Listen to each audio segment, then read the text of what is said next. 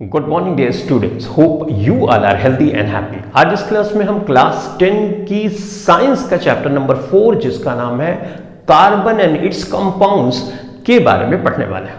ये केमिस्ट्री से related chapter है और पूरे चैप्टर को हम इसी क्लास में फिनिश करेंगे। तो पहला टॉपिक है बच्चों ऑकरेंस ऑफ कार्बन, जिसके बारे में हम पढ़ रहे हैं वो कहाँ पाया जाता है। 0.02% ये अर्थ क्रस्ट में पाया जाता है, 0.03% ये एटमॉस्फेयर में कार्बन डाइऑक्साइड के फॉर्म में पाया जाता है। कार्बन कंबाइंड फॉर्म में बहुत ज्यादा मात्रा में पाया जाता है, लेकिन फ्री स्टेट में बहुत कम मात्रा में एग्जिस्ट करता है। जितने लिविंग यानी प्लांट्स और एनिमल्स हैं ये सब के सब कार्बन से मिलकर बने होते हैं। हमारा शरीर, हम सोशल एनिमल है, हमारा शरीर एनिमल्स का शरीर और जितने प्लांट्स होते हैं वो सब कार्बन के मिलकर बने होते हैं। इसका मतलब होता है कार्बन कंबाइंड फॉर्म में बहुत ज्यादा मात्रा में पाया जाता है। साइंटिस्ट ने अभी तक मिलियंस ऑफ ऑर्गेनिक कंपाउंड को डिस्कवर किया है। एलोट्रॉप्स ऑफ कार्बन, कार्बन से ही बने होते हैं एलोट्रॉप्स। एलोट्रॉप्स उसको बोलते हैं जो उसी एलिमेंट के बने होते हैं, लेकिन उनका अरेंजमेंट इस तरह से होता है कि वो डिफरेंट तरह से दिखने लगते हैं। जैसे डायमंड भी कार्बन से मिलकर बना होता है, लेकिन डायमंड कितना लश्रस होता है, जबकि कोयले को ले लो जो कार्बन से, वो तो लश्रस नहीं होता और ये जो है बहुत हार्डेस्ट सब्सटेंस भी है। ग्रेफाइट जो पेंसिल की नोक में पाया जाता है और फ्लोरीन भी कार्बन से मिलकर बना होता है। तो ये तीनों कार्बन से मिलकर बने होते हैं, इसलिए हम इनको कार्बन के एलोट्रॉप्स बोलते हैं। कार्बन को हम C से दर्शाते हैं। इसका एटॉमिक नंबर 6 होता है, एटॉमिक मास 12 होता है। तो 6 प्रोटॉन इसमें होंगे, 6 इलेक्ट्रॉन होंगे न्यूट्रल एटम में, और 6 प्रोटॉन 6 इलेक्ट्रॉन होंगे और न्यूट्रॉन भी इसमें 6 होंगे, क्योंकि मास से अगर हम एटॉमिक नंबर घटाते हैं तो हमको न्यूट्रॉन मिलता है, right. Atomic mass 12, atomic mass unit है। इलेक्ट्रॉनिक कॉन्फ़िगरेशन लिखें तो 2 4 होगा electronic configuration. I hope you know how to do electronic configuration, right. इसके लिए मैजिक नंबर इस्तेमाल कर सकते हो, जैसे 2 8 8 80। तो यहाँ पे 6 ही इलेक्ट्रॉन हमारे पास है, तो पहले हम 2 रखेंगे, उसके बाद 4 बचे, 4 हमने रखा। ये बाहर की शेल के जो इलेक्ट्रॉन है इनको वैलेंस इलेक्ट्रॉन बोलते हैं। इस वैलेंस इलेक्ट्रॉन का 8 होना जरूरी है, तभी एटम स्टेबल होता है। हाइड्रोजन के केस में 2, यानी डुप्लेट हाइड्रोजन के केस में स्पेशली ज्यादातर केसेस में, या 8 होते हैं ऑक्टेट, राइट। तो ये चाहेगा कि ऑक्टेट पूरा कर ले अपना, या अगर और कोई पॉसिबिलिटी नहीं है तो डुप्लेट पूरा कर ले, राइट। इसके पहले के चैप्टर में आपने पढ़ा था कि जो मेटल्स होते हैं वो आयनिक बॉन्ड बनाते हैं, और ये आयनिक बॉन्ड आयन से मिलकर बने होते हैं, इसलिए बड़े ही स्ट्रॉन्ग बॉन्ड होते हैं। कोवैलेंट बॉन्ड जो होते हैं शेयरिंग ऑफ इलेक्ट्रॉन से बनते हैं, लेकिन जो आयनिक बॉन्ड होते हैं वो ट्रांसफर ऑफ इलेक्ट्रॉन से बनते हैं। अब ये कोवैलेंट बॉन्ड बनाता है, आयनिक बॉन्ड नहीं बनाता, उसका क्या रीजन है? Difficult for the nucleus with 6 protons to hold on to 10 electrons. देखो बच्चों, अगर इसको 8 बनाना है तो 4 इलेक्ट्रॉन एक कार्बन लेगा बाहर से, तो इसके पास हो जाएंगे 4 और 4 जो लिया 8 और 2 10 इलेक्ट्रॉन हो जाएंगे नेगेटिव चार्ज के।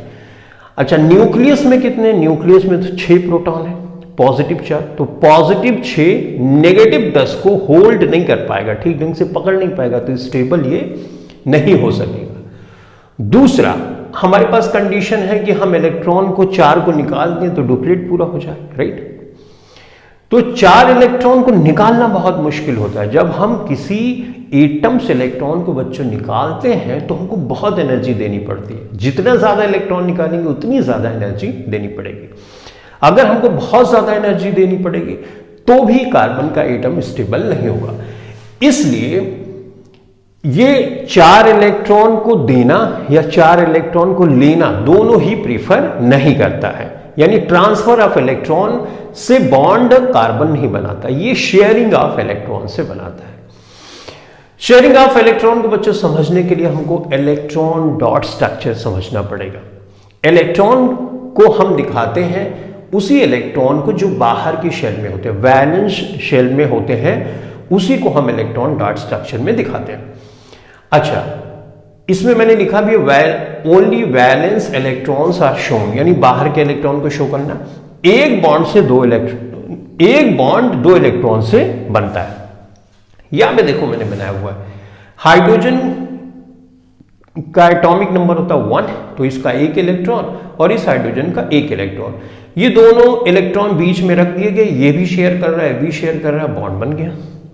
इसी तरह से ऑक्सीजन अपना ऑक्टेट पूरा करना चाहता तो ऑक्सीजन के बच्चों एटॉमिक नंबर होता 8, बाहर के शेल में 2 और 6, यानी 6 होगा, तो 6 इलेक्ट्रॉन मैंने रख दिए।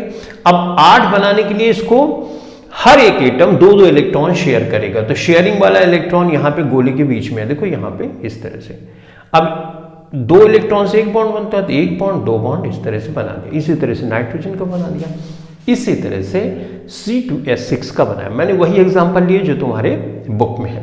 तो इसी तरह से यहां पर अब बच्चों जो कार्बन होता है ना, ये 4 बॉन्ड बनाता है, ये ध्यान में रखना। 4 बॉन्ड हो सकता है कि एक ही 2 एटम के साथ बनाए, 2 करके बनाए, 3 1 करके बनाए, 1 1 करके बनाए, लेकिन कार्बन हमेशा 4 बॉन्ड बनाता है। यानी कार्बन टेट्रा माने 4, टेट्रा कोवैलेंसी को शो करता है, यानी 4 कोवैलेंट बॉन्ड बनाता है।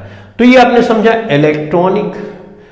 इलेक्ट्रॉनिक कॉन्फ़िगरेशन, यहां पे समझा इलेक्ट्रॉन डॉट स्ट्रक्चर आपको कैसे बनाना है, ये आपने समझा। अगर ये बातें यहां पे समझ में नहीं आ रही है तो आप कमेंट सेक्शन में कमेंट करना और डिटेल में इस पे वीडियो बना दी जाएगी, ठीक है। अब जो कोवैलेंट कंपाउंड्स है वो बन गए, उसकी प्रॉपर्टी क्या है? तो ये बॉन्ड आयनिक बॉन्ड के कंपैरिजन में उतनी स्ट्रॉन्ग नहीं होते, क्योंकि आयनिक जो बॉन्ड बनता है वो बड़ा स्ट्रॉन्ग होता है, वो पॉजिटिव और नेगेटिव के बीच में बनता है, लेकिन यहां ऐसा कुछ नहीं होता। तो प्रॉपर्टीज आप covalent compound, weak force of attraction होता है इनके बीच में, लो मेल्टिंग और बॉइलिंग पॉइंट होता है, ये इलेक्ट्रिसिटी कंडक्ट नहीं करते। इलेक्ट्रिसिटी कंडक्ट करने के लिए आयंस का होना जरूरी है, यहां पे जनरली आयंस नहीं मिलते, इसलिए कंडक्शन ऑफ इलेक्ट्रिसिटी नहीं होता। Like dissolves like, organic compound है तो ऑर्गेनिक कंपाउंड में ही डिसॉल्व होगा, इनऑर्गेनिक कंपाउंड होता है तो इनऑर्गेनिक कंपाउंड में डिसॉल्व होता है। तो जनरली आप देखोगे कि जैसे पेट्रोल है एक ऑर्गेनिक कंपाउंड है, राइट। ऑयल्स हैं तो ऑयल में ही डिसॉल्व होता है, करेक्ट। अब ये डायरेक्शनल बॉन्ड भी होते हैं, ठीक है। तो अब हम डिस्कस करेंगे नेक्स्ट टॉपिक को। अब हम समझेंगे कि कार्बन के अंदर ऐसा क्या है कि जिसके द्वारा कार्बन बड़े बड़े कंपाउंड बनाता है, साइक्लिक स्ट्रक्चर बनाता है, लंबी लंबी चेन वाले कंपाउंड बना लेता है। इसको बोलते हैं versatile nature of carbon. Carbon के अंदर होती है कैटेनेशन की प्रॉपर्टी, ऐसी प्रॉपर्टी जिसके द्वारा एक कार्बन दूसरे कार्बन से कनेक्ट करके बड़ी बड़ी चेन बनाता है। तो क्वेश्चन आता है व्हाट इज कैटेनेशन, तो आपको लिखना है the property of carbon by which it connects with other carbon atoms and forms large molecule, long chain, branch chain and cyclic compounds is called catenation। तो कार्बन की ऐसी property जिसके द्वारा ये लंबी chain, branch chain, cyclic structure एक carbon दूसरे carbon से कनेक्ट कर करके बना लेता है, कैटेनेशन की प्रॉपर्टी हम कहते हैं। बच्चों सिलिकॉन में भी ये प्रॉपर्टी होती है कार्बन के जैसे, लेकिन उतनी अच्छी प्रॉपर्टी वहां नहीं होती, स्टेबल कंपाउंड नहीं बनते। कार्बन टेट्रा कोवैलेंसी बनाता है, और टेट्रा कोवैलेंसी मतलब ये 4 बॉन्ड बनाता है। 4 बॉन्ड सिंगल सिंगल भी बना सकता है, 3 और 1 बना सकता है, 2 2 का बना सकता है, लेकिन कार्बन 4 बॉन्ड बनाता है, तो 4 ब्रांच तो इससे निकल सकती है, राइट। तो ये इस तरह से एक कार्बन, अब यहाँ पे कार्बन ऐसे देखो, राइट। अब यहाँ पे देखो इसके सबके 4, तो इस तरह से स्ट्रक्चर बनते चला जाता है। टेट्रा कोवैलेंसी शो करने की वजह से भी ब्रांच्ड स्ट्रक्चर और लॉन्ग स्ट्रक्चर बनते हैं। और ये टेट्रा कोवैलेंसी जो होती है स्टेबल भी होती है, क्यों? स्मॉल साइज की वजह से। कोई चीज स्मॉल साइज की होती है तो दूसरी चीज को अच्छे से पकड़ के रखती है, राइट। कार्बन 6 होता है, सिलिकॉन 14 होता है, तो सिलिकॉन कार्बन के कंपैरिजन में बड़ा है, इसलिए वो भी टेट्रा कोवैलेंसी शो करने के बावजूद भी बड़े बड़े स्ट्रक्चर नहीं बना पाता, क्योंकि वो दूसरे कार्बन को बहुत अच्छे से पकड़ नहीं पाता, उसकी साइज बड़ी हो जाती है, ठीक है। अब बच्चे, एक होता है सैचुरेटेड और अनसैचुरेटेड कंपाउंड, या सैचुरेटेड एंड अनसैचुरेटेड हाइड्रोकार्बन।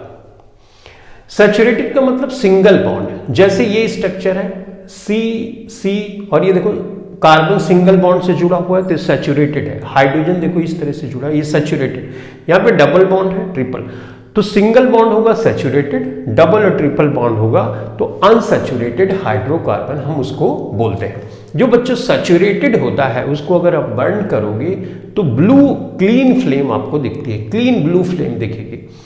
जबकि डबल और ट्रिपल बॉन्ड जिसमें होंगे उसको आप बर्न करोगे तो आपको सूटी फ्लेम मिलेगी, यानी कालिक जैसे मिलेगी।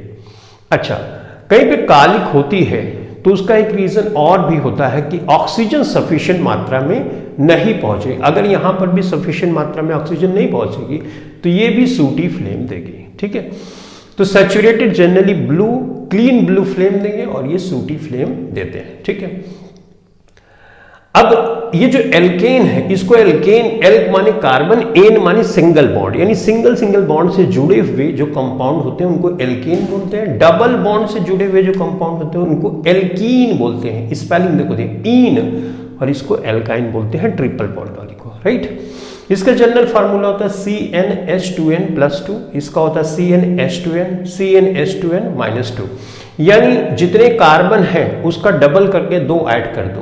तो जैसे कार्बन 1 है तो कार्बन का डबल करोगे 2 और 2 ऐड किया 4 तो CH4 बन गया। इसी तरह से अगर मान लो 2 कार्बन का करना है तो 2 कार्बन तुमने लिया, उसका डबल करो, 2 दूनी 4 और 2 जोड़ दिया, राइट, 4 तो 6, तो ये वाला बन गया। इसी तरह से तो कंसेक्यूटिव मैं 1 कार्बन 2 कार्बन 3 कार्बन अगर ऐसे लिखता जाता हूं तो 2 कंसेक्यूटिव लगातार मेंबर्स के बीच में तुम देखोगे CH2 का डिफरेंस होता है। या ऐसे बोल सकते हो C, कार्बन का एटॉमिक मास होता है 12 और हाइड्रोजन, एक हाइड्रोजन का 1 तो 2 का 2 हो जाएगा, तो 14 एटॉमिक मास यूनिट का डिफरेंस होता है या CH2 का डिफरेंस होता है। किसी भी और भी सीरीज आगे 3 4 5 कार्बन की बनाते जाओ और 2 कंसेक्यूटिव मेंबर को लोगे तो हमेशा उनके बीच में CH2 का डिफरेंस होगा या 14 यूनिट का डिफरेंस होगा। राइट, इसी तरह से इन मेंबर्स में भी CH2, 2 कंसेक्यूटिव मेंबर के बीच में CH2 का डिफरेंस होगा या 14 यूनिट का डिफरेंस, इसमें भी इसी तरह से आपको फार्मूला बनाना है। अब ऐसा भी हो सकता है कि यहां पे देखो ये फंक्शनल ग्रुप बोलते हैं, अभी फंक्शनल ग्रुप के बारे में थोड़ी सी बात होगी।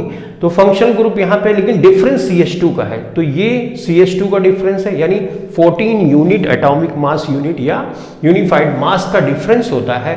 तो ऐसी सीरीज को होमोलॉगस सीरीज बोलते हैं। तो ये एक होमोलॉगस एल्केन की सीरीज हुई, ये एल्कीन की होमोलॉगस सीरीज है, ये एल्काइन की होमोलॉगस सीरीज है। और होमोलॉगस सीरीज बच्चों जो होती है, अगर ऐसी सीरीज है तो वो केमिकल रिएक्शन एक ही टाइप का देंगे। जैसे यहाँ पे मेथिल अल्कोहल है, एथिल अल्कोहल है और ये प्रोपिल अल्कोहल है। ये तीनों अल्कोहल्स हैं, लेकिन इनकी केमिकल रिएक्शन आप देखोगे तो केमिकल रिएक्शन सेम ही होगी क्योंकि ये होमोलॉगस सीरीज में है। तो होमोलॉगस से मतलब होता है कि CH2 का डिफरेंस 2 कंसेक्यूटिव मेंबर्स के बीच में या 14 यूनिफाइड मास का डिफरेंस होना चाहिए। और होमोलॉगस सीरीज इसलिए इंपॉर्टेंट है क्योंकि होमोलॉगस सीरीज से हमको ये पता चलेगा जितने भी मेंबर्स इस सीरीज में आएंगे उनकी केमिकल प्रॉपर्टीज सेम होगी। राइट, अब ऑर्गेनिक कंपाउंड की केमिकल प्रॉपर्टीज के बारे में पढ़ते हैं। पहला है कंबशन। बच्चों, कंबशन का मतलब ऑक्सीजन की प्रेजेंस में रिएक्शन कराना। तो कोई भी हाइड्रोकार्बन है, अगर ऑक्सीजन के साथ रिएक्शन होगी उसकी तो कार्बन डाइऑक्साइड बनेगा, वाटर बनेगा, हीट और लाइट उसमें यानी एनर्जी निकलेगी। ये CH4 मेथेन इसका नाम है और मेथेन गैस का इस्तेमाल CNG compressed natural gas, CNG जो ऑटो होते हैं उसमें हम करते हैं। C4H10 इस गैस का इस्तेमाल हम LPG लिक्विफाइड पेट्रोलियम गैस जो हमारे घरों में सिलेंडर आता है वहां पर करते हैं। वहां पर भी ऑक्सीजन की रिएक्शन जब होती है कार्बन डाइऑक्साइड, वाटर और हीट और सनलाइट हमको मिलती है। तो हमको यहां पे सीखना यह है कंबशन रिएक्शन में ऑक्सीजन की प्रेजेंस में हाइड्रोकार्बन की बर्निंग होती है तो हमेशा यही प्रोडक्ट बनते हैं। राइट, अब देखो बच्चों, जैसे मान लो कार्बन है, कार्बन के साथ ऑक्सीजन की रिएक्शन तुम कराओगे तो कार्बन डाइऑक्साइड बनेगा। इसमें भी हीट लाइट, मगर पानी नहीं बनेगा, पानी के लिए तो H होना जरूरी है। राइट, तो थोड़ा सा दिमाग भी लगाते रहना है। ठीक, ओके।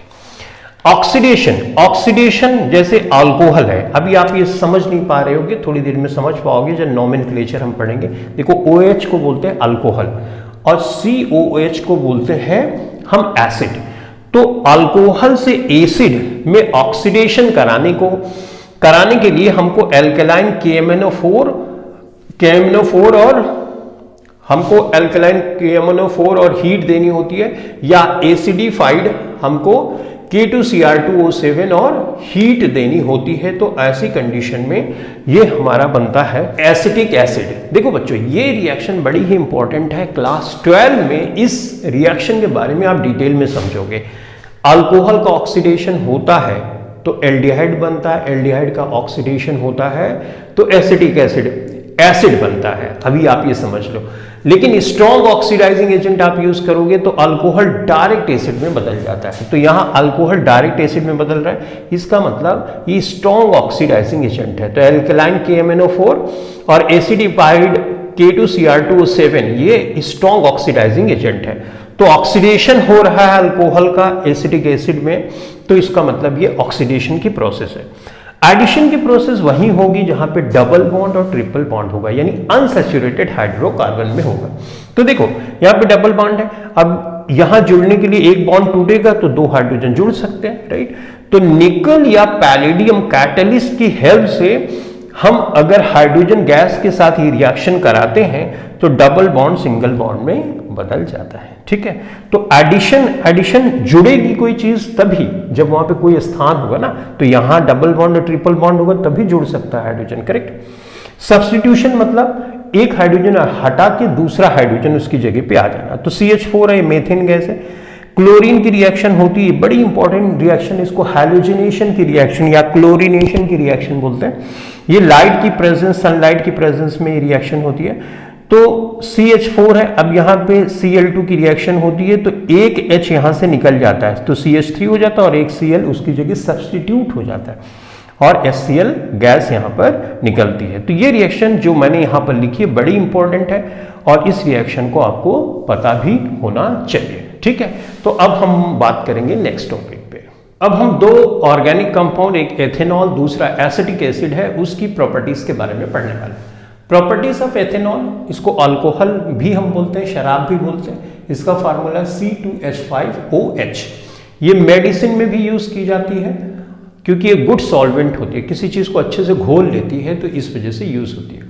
हम जानते हैं शराब को पानी में डालते हैं तो अच्छे से घुल भी जाती है, लेकिन अगर इसकी मात्रा बहुत ज्यादा ली जाती है तो हेल्थ के लिए हार्मफुल भी होती है। एथिल अल्कोहल पे अगर सोडियम की रिएक्शन होती है बच्चों तो सोडियम एथॉक्साइड बनता है और हाइड्रोजन गैस निकलती है। अब एथिल अल्कोहल पे अगर हॉट कॉन्सेंट्रेटेड H2SO4 का इस्तेमाल किया जाता है तो H2SO4 या सल्फ्यूरिक एसिड जल को, पानी को निकाल देती है, तो इसलिए इसको डिहाइड्रेटिंग एजेंट भी बोलते हैं। जब पानी यहाँ पर निकल जाएगा तो इसके बीच में डबल बॉन्ड आ जाएगा, पानी निकलेगा तो ऑब्वियसली हाइड्रोजन गैस भी निकलेगी और ऑक्सीजन भी निकलेगी। तो पानी निकलने, तो यहां से हाइड्रोजन निकलेगी तो कार्बन की वैलेंसी 4 होनी चाहिए, वो तो पूरी नहीं होगी, तो डबल बॉन्ड लगाएंगे तभी पूरी हो सकती है। तो कॉन्सेंट्रेटेड H2SO4 की रिएक्शन अगर हम अल्कोहल पे कराते हैं तो हमको एल्कीन मिलता है, डबल बॉन्ड वाला स्ट्रक्चर मिलता है। Properties of ethanoic acid, ethanoic acid को एसिटिक एसिड के नाम से भी जानते हैं, फार्मूला CH3COOH। कार्बोक्सिलिक एसिड में से, बहुत से एसिड में से ये एक एसिड है। इसको ग्लेशियल एसिड भी बच्चों बोलते हैं क्योंकि ये 17 डिग्रीज इसका मेल्टिंग पॉइंट होता है, यानी फ्रीजिंग पॉइंट आप समझ सकते हो कि 17 डिग्री पे ये मेल्ट कर जाता है, तो इसका मतलब ये फ्रीज बहुत जल्दी करता है, करेक्ट ना। तो अगर ठंडक के दिनों में इसको रखा जाता प्योर वाला तो ये फ्रीज 17 डिग्री पे करना शुरू कर देगा, राइट। ओके, तो स्टेरिफिकेशन एक रिएक्शन है, बड़ी इंपॉर्टेंट है। इसमें एसिटिक एसिड और जो अल्कोहल है इसको हम मिलाएंगे एसिड के प्रेजेंस में तो वाटर निकल जाता है और हमको ईस्टर मिलता है। इसको बच्चों हम ईस्टर बोलते हैं, ये जो कंपाउंड बना, राइट। ये स्मेल में स्वीट होता है, इसको हम परफ्यूम वगैरह में इसका इस्तेमाल करते हैं। ये रिएक्शन भी बड़ी इंपॉर्टेंट है, ऑर्गेनिक केमिस्ट्री क्लास 12 में डिटेल में है तो वहां पर ये रिएक्शन आपको दोबारा से देखने को मिलेगी। स्टेरिफिकेशन में क्या होता है कि एसिड अल्कोहल के साथ रिएक्ट करता है, पानी निकलता है तो ईस्टर का फॉर्मेशन हो जाता है, ठीक है। सैपोनिफिकेशन क्या है? सोप बनाने में जो प्रोसेस इस्तेमाल की जाती है उसको सैपोनिफिकेशन बोलते हैं। Ester react in presence of an acid और base to give back the alcohol and carboxylic acid. तो ये सैपोनिफिकेशन कहाँ यूज किया जाता है? सोप में। देखो यहाँ पे ईस्टर है, ये जो हमने यहाँ पे बनाया, इस पे NaOH यानी हमने बेस मिलाया, तो हमको अल्कोहल और ये जो एसिड है दोबारा मिल गया, जैसा कि यहाँ पे लिखा है अल्कोहल और कार्बोक्सिलिक। अब इस कार्बोक्सिलिक एसिड पे हम NaOH की रिएक्शन कराते हैं तो हमको सोडियम एसीटेट मिलता है। सोडियम एसीटेट में ये सोडियम सॉल्ट है, या पोटेशियम भी ले सकते हो सोडियम की जगह, और ये लंबी चेन कार्बन की होगी। तो लंबी चेन कार्बन की सोडियम या पोटेशियम के साथ होती है तो हम उसी को सोप बोलते हैं। सोडियम और potassium salts of long chain of carboxylic acid is called soap. Soap वही होता है जो हम कपड़ा धुलने के लिए इस्तेमाल करते हैं। बच्चों सोप में ये जो सोडियम होता है, ये हेड होता है, ये हाइड्रोफिलिक होता है। मैंने यहाँ पे लिखा वाटरफिलिक, तो हाइड्रोफिलिक मतलब पानी से ये रिएक्शन कर जाता है, हाइड्रोफिलिक होता है, ठीक है। और ये वाला जो एंड होता है ये हाइड्रोफोबिक, पानी से दूर भागता है, जो लॉन्ग चेन होती है, राइट। और जो डर्ट होती है, जो धूल मिट्टी के कण होते हैं, जनरली वो ऑयली होती है, तो ऑयल के साथ तो मिक्स ही हो जाएगा। तो ये जो पार्ट है ये वाला ऑर्गेनिक कंपाउंड का पार्ट है, और ये जो ऑयल है ये भी ऑर्गेनिक कंपाउंड है, लाइक डिसॉल्व्स लाइक, राइट। तो ये ऑर्गेनिक है, ये भी ऑर्गेनिक है, तो एक दूसरे से मिल जाएगा, और उसके बाद थोड़ा सा रगड़ेंगे तो ये जो ये डर्ट है, यहाँ बीच में डर्ट है, ये डर्ट निकल जाती है। और इस तरह से स्ट्रक्चर बनता है, इसको बोलते हैं मिसेल, ठीक है। अब बच्चों कई बार ऐसा होता है कि हम सोप यूज करते हैं लेकिन सोप में फोम नहीं आता, मतलब झाग नहीं बनती है, जिससे कपड़े साफ नहीं होते। वो इसलिए होता है क्योंकि ऐसे पानी में मैग्नीशियम और कैल्शियम का सॉल्ट होता है, तो ऐसे पानी को हम बोलते हैं हार्ड वाटर। और हार्ड वाटर को अच्छे से, हार्ड वाटर जहाँ पे है और ऐसे कपड़े को अगर हार्ड वाटर में डालोगी तो वहां आपको सफाई करने के लिए डिटर्जेंट का इस्तेमाल किया जाता है। डिटर्जेंट आप जानते ही होंगे, डिटर्जेंट का स्पेशली इस्तेमाल शैम्पूज में किया जाता है। जो शैम्पूज होता है कितना झाग देता है, तो हार्ड वाटर यानी बेस्ट अगर क्या है, सोप है कि डिटर्जेंट है? डिटर्जेंट है, क्योंकि डिटर्जेंट दोनों में काम करता है, सॉफ्ट वाटर हो या हार्ड वाटर हो। हार्ड वाटर मतलब जिसमें कैल्शियम और मैग्नीशियम का सॉल्ट होता है उसको हार्ड वाटर बोलते हैं, ठीक है। उसमें सोप उतनी अच्छी तरह से वर्क नहीं करता है, ठीक है। ओके, अब हम ऑर्गेनिक कंपाउंड के नोमेनक्लेचर के बारे में सीखने वाले हैं। नोमेनक्लेचर इसलिए ज़रूरी है क्योंकि ऑर्गेनिक कंपाउंड मिलियंस में है, तो हर कंपाउंड का यूनिक नाम होना चाहिए। ये यूनिक नाम सजेस्ट करता है IUPAC, international union of pure and applied chemistry, एक संस्था है जो ये बताती है कि किस नियम के अकॉर्डिंग टू हमको किसी कंपाउंड का नाम देना है। तो वही नोमेनक्लेचर हम पढ़ने वाले हैं। नोमेनक्लेचर के 3 मेजर पार्ट होते हैं। सबसे पहले अगर हमको एक कंपाउंड दिया गया है तो उसमें लॉन्गेस्ट कार्बन चेन कौन सी है वो सिलेक्ट करना है, selection of the longest carbon chain. दूसरा पार्ट है नंबरिंग। दूसरे पार्ट में हमको नंबरिंग किधर से करनी है ये समझना होता है कि, तो उसकी प्रायोरिटी ये होगी, अगर फंक्शनल ग्रुप है तो नंबरिंग उधर से करेंगे, डबल ट्रिपल बॉन्ड है तो हम उधर से नंबरिंग करेंगे। उसके बाद सब्स्टिट्यूएंट ग्रुप है, तो अगर फंक्शनल ग्रुप आता है तो नंबरिंग हमको उधर से शुरू करना है, कुछ भी सोचना नहीं।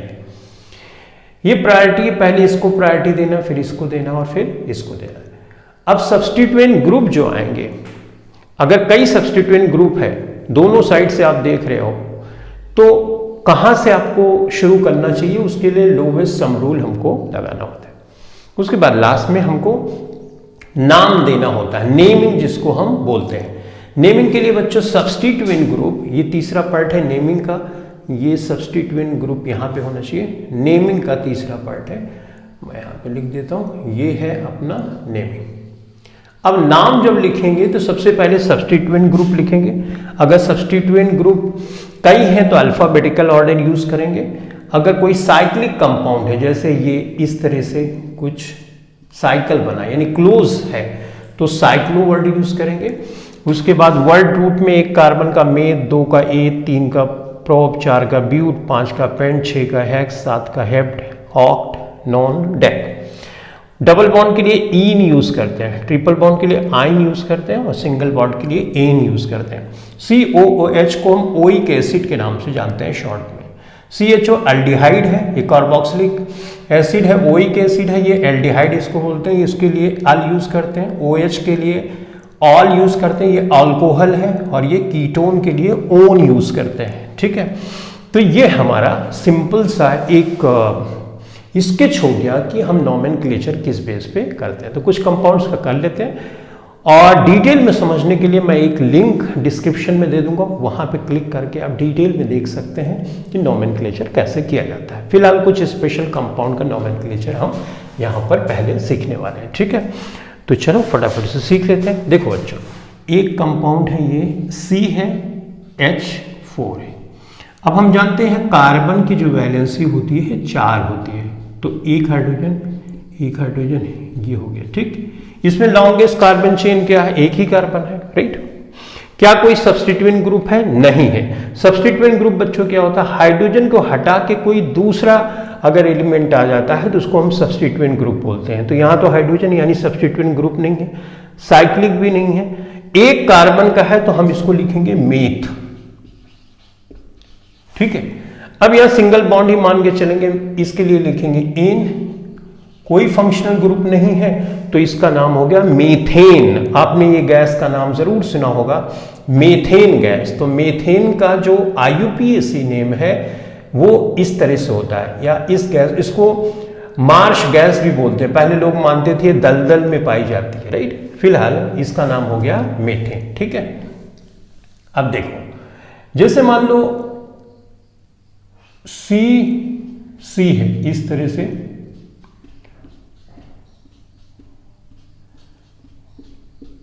ये स्ट्रक्चर दिया आपको नोमेनक्लेचर। लॉन्गेस्ट चेन क्या है? 2 कार्बन की है, ठीक है। सब्स्टिट्यूएंट ग्रुप इसमें है नहीं, साइक्लो है नहीं, तो अब यहां पे हमको लॉन्गेस्ट चेन हमने सिलेक्ट कर लिया, ठीक बात। अब देखो यहां पे हमको पहुंचना है, 2 कार्बन है, 2 कार्बन के लिए हम एथ यूज करेंगे।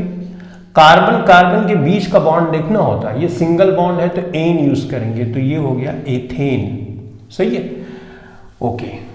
अब देखो जैसे मैंने ये यूज किया,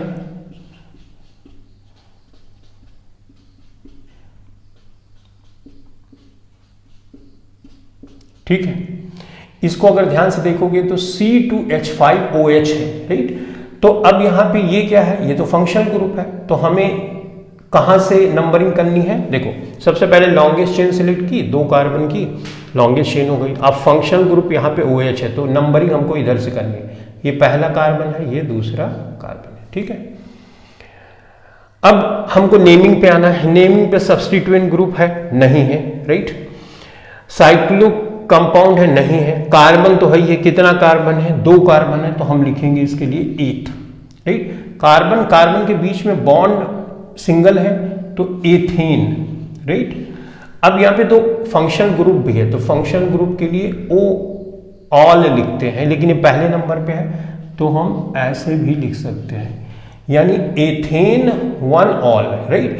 1 की पोजीशन कई बार नहीं बताते हैं, तो आप एथेनॉल भी लिख सकते हो। अब यहाँ पे देखो 2 वॉवल साथ में आ रहे हैं, तो पहले वाले वॉवल को ड्रॉप कर देना होता है। अगर 2 वॉवल साथ में है तो इसको हम एथेनॉल भी बोल सकते हैं, ठीक है। इसको मैं चेंज करता हूं, ये COOH, और इस तरह से अगर हो गया तो सही है। तो लॉन्गेस्ट कार्बन चेन सिलेक्ट करो, 2 कार्बन, इस कार्बन को भी काउंट करना होता है जो फंक्शनल ग्रुप में होता है, ठीक है। तो 1 कार्बन 2 कार्बन है, तो 2 कार्बन के लिए अब 2 कार्बन है, तो 2 कार्बन लॉन्गेस्ट चेन हो गई। फंक्शनल ग्रुप की तरफ से काउंटिंग करनी है, तो पहला हो गया, ये दूसरा हो गया। अब नेमिंग के लिए हमारे पास कोई सब्स्टिट्यूएंट ग्रुप है, नहीं है। साइक्लिक कंपाउंड है, नहीं है। कार्बन कितना है? 2 है, तो हम इसको बोल लेंगे एथ। और सिंगल बॉन्ड है कार्बन, कार्बन कार्बन के बीच का बॉन्ड बच्चों देखना होता है, तो सिंगल बॉन्ड है, तो इसके लिए एथेन हो गया, राइट। और COH के लिए ओइक एसिड पहले नंबर पे है, तो एथेन 1 ओइक एसिड लिखें, या हम ऐसे लिख दें एथेनोइक एसिड। यहाँ पे देखो ओइक एसिड, ऐसे हम लिख देंगे, क्योंकि फर्स्ट नंबर पे अगर ये कार्बन है तो हम इसको ड्रॉप कर देते हैं फंक्शनल ग्रुप को। यहाँ पे देखो 2 वॉवेल आ गए, तो 1 वॉवेल ड्रॉप कर दो, तो ये हो गया एथेनोइक एसिड, सही है। तो इस तरह से हमने यहाँ पे, अब डबल बॉन्ड का कोई मॉलिक्यूल ले लेते हैं, जैसे ये मान लो, सही है। ओके,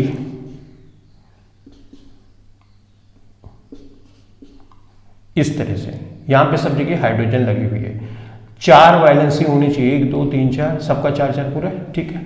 हाइड्रोजन हम मान के चल रहे हैं कि यहाँ पे सब जगह हाइड्रोजन है। लॉन्गेस्ट कार्बन चेन ये हो गई, ठीक है। अब नंबरिंग किधर से करें, नंबरिंग उधर से करेंगे, ये फंक्शनल ग्रुप है नहीं है, ये है डबल बॉन्ड, तो इधर से करेंगे 1 2 3, हो गया। नंबरिंग बाद नेमिंग शुरू करेंगे। नेमिंग के लिए क्या सब्स्टिट्यूएंट ग्रुप है, नहीं है। साइक्लिक कंपाउंड है, नहीं है। नंबर ऑफ कार्बन 3 है, तो 3 के लिए हम बच्चे लिखेंगे प्रॉप, सही है। उसके बाद डबल बॉन्ड के लिए हम लिखेंगे इन, प्रोपीन, राइट। अब मान लो प्रोपीन ये डबल बॉन्ड पहले कार्बन पे है ना, तो प्रोप 1 इन लिख सकते हो, या पहली पोजीशन को हम नहीं भी लिखते हैं तो प्रोपीन इसको तुम लिख सकते हो, ठीक है। तो आई होप तुम समझ गए होगे कि किस तरह से हमको नॉमेनक्लेचर करना है। सिर्फ आपको ध्यान में रखना है कि यही पैटर्न फॉलो करना है। सबसे पहले लॉन्गेस्ट कार्बन चेन, नंबरिंग करना है, फिर नेमिंग करना है।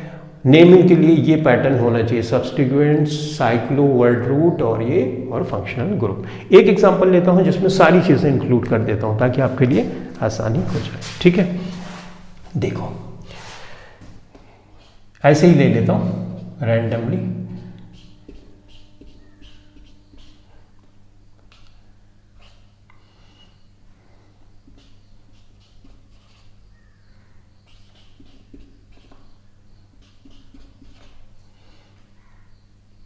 ठीक।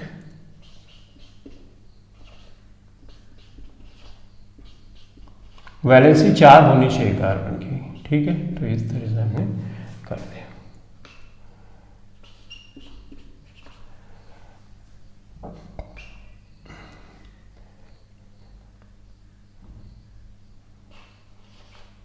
ऐसे ही एक रैंडम ग्रुप ले लेता हूँ ताकि आप इसको समझ भी सको।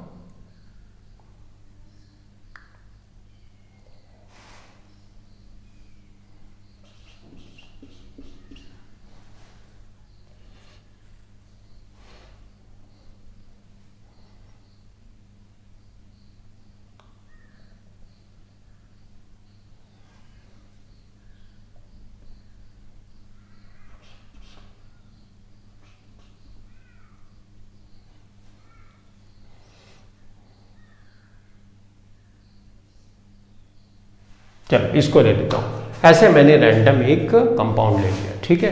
सिर्फ for the sake of convenience अब सबसे पहला काम होगा हमको लॉन्गेस्ट कार्बन चेन सिलेक्ट करनी है। तो लॉन्गेस्ट कार्बन चेन बच्चे होगी 1 2 3 4 5 6 7, ऐसे भी गिन सकते हो 1 2 3 4 5 6 7, 1 2 3 4 5 6 7, यानी 7 लॉन्गेस्ट कार्बन चेन है। तो जो लॉन्गेस्ट कार्बन चेन है लिस्ट से मैंने ये वाली सिलेक्ट कर ली, ये लॉन्गेस्ट कार्बन चेन हो गई। पहला टास्क अपना हो गया। अब हमको देखना है, नंबरिंग करना है। नंबरिंग में देखना है कहीं फंक्शनल ग्रुप है।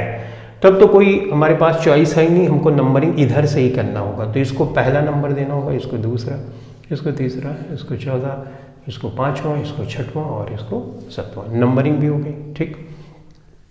अब नेमिंग की बात आती है। सब्स्टिट्यूएंट ग्रुप है, हाँ सब्स्टिट्यूएंट ग्रुप है, ये सब्स्टिट्यूएंट, ये है। लॉन्गेस्ट कार्बन चेन सेलेक्ट करने के बाद जो कुछ बच जाता है उसको सब्स्टिट्यूएंट ग्रुप बोलते हैं। तो भाई ये सब्स्टिट्यूएंट ग्रुप यहाँ पे है, ठीक है, कोई इश्यूज नहीं। तो यहाँ पर सब्स्टिट्यूएंट ग्रुप हमको मिल गया है, ठीक। तो सब्स्टिट्यूएंट ग्रुप, अब सब्स्टिट्यूएंट ग्रुप कई है तो अल्फाबेटिकल ऑर्डर में हमको लिखना पड़ता है। तो बच्चों चलो फटाफट इसको कर देते हैं। देखो ये जो CH3 है ना, इसको हम बोलते हैं बच्चों मेथाइल। मेथाइल क्यों बोलते हैं ये मैंने डिटेल में वीडियो में समझाया, उसकी लिंक डिस्क्रिप्शन में आपके पास मौजूद होगी। इसको बोलते हैं ब्रोमो, ठीक है। ये 3 है। तो चलो नेमिंग करते हैं। नेमिंग के लिए हमारे पास यहाँ पे ब्रोमीन है और मेथाइल ग्रुप है, तो अल्फाबेट में B पहले आता है, तो हम लिखेंगे 2 ब्रोमो। देखो मैं कैसे लिख रहा हूं, 2 ब्रोमो।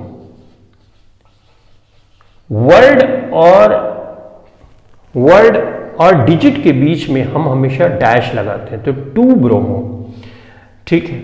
उसके बाद दूसरे पे मेथाइल है, पांचवें पे 2 मेथाइल है ना, तो हम यहां पे लिखेंगे 2 5 5, क्योंकि इस पे है 2 पे है और 5 पे 2 है तो 2 बार 2 5 5 ट्राई मेथाइल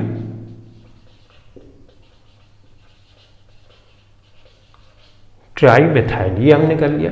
ओके, अब उसके बाद हमको देखना साइक्लिक कंपाउंड है नहीं है। नंबर ऑफ कार्बन कितने हैं? 7 है, तो हम लिखेंगे हेप्ट। ठीक है, कार्बन कार्बन के बीच में सिंगल बॉन्ड यहां पे सब में नहीं है, एक में डबल बॉन्ड है। डबल बॉन्ड कौन सी पोजीशन पे? तीसरी पोजीशन पे, तो यहां पे लिखेंगे 3 इन। डबल बॉन्ड कौन सी पोजीशन पे? 3 पे, तो 3 इन। उसके बाद हमारे पास ये कार्बोक्सिलिक एसिड का है, तो अब इसकी पोजीशन 1 पे है, तो चाहे 1 पे नहीं भी लिख सकते हैं, तो 3 इन 1 ओइक एसिड, क्योंकि कार्बोक्सिलिक एसिड के लिए हम ओइक एसिड यूज करते हैं ना, तो लास्ट में हमने ओइक एसिड यूज किया। या हम ऐसे ई यहाँ पे इसको ड्रॉप कर दें, इसको हम ओइक एसिड 1 फर्स्ट नंबर पे ड्रॉप कर सकते हैं। तो इस तरह से 2 ब्रोमो 255 ट्राईमेथाइल हेप्ट। हाँ, ये हेप्ट तो हम लिखेंगे हेप्टेन लिखेंगे, क्योंकि सब तो सिंगल बॉन्ड है, राइट? नहीं, हेप्टेन नहीं लिखेंगे, हेप्ट इन वाला है ना बच्चों, सही है। हेप्ट 3 इनोइक एसिड, ये हो गया इसका नॉमेनक्लेचर। ठीक है, तो चलो अभी इस क्लास के लिए इतना ही। Thanks for watching this video, thank you.